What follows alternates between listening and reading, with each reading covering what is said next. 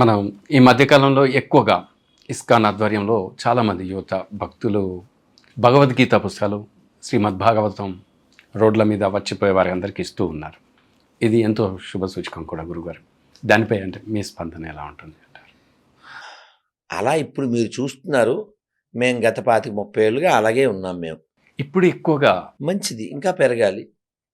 పరిసర ప్రాంతాల్లో ఎక్కడ చూసినా చాలామంది అంటే యువత ఎక్కడ చూసినా యువతనే కనబడుతుంది. కావాలి. మేము ఇప్పుడు 25 ఏళ్ల క్రితం మేము యాజ్ యంగ్ 22 ఇయర్స్ ఓల్డ్ ఉన్నప్పటి నుంచి మేము అలాగా భగవద్గీత ప్రచారం చేస్తూనే ఉన్నాం. తిరుపతిలో, తిరుమలలో, చాలా ఊళ్ళల్లో అలా భగవద్గీత చదవండి. అంతెందుకు నేను ఈ మార్గంలో రావడానికి కారణం ప్రభుపాదుల వారి పుస్తకం.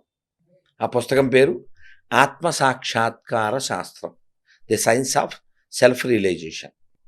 లేకపోతే నేను కూడా మీలాగే ఉండేవాడిని. ప్యాంట్లో, షర్ట్లో, ఎడదాకా జుట్టుండి.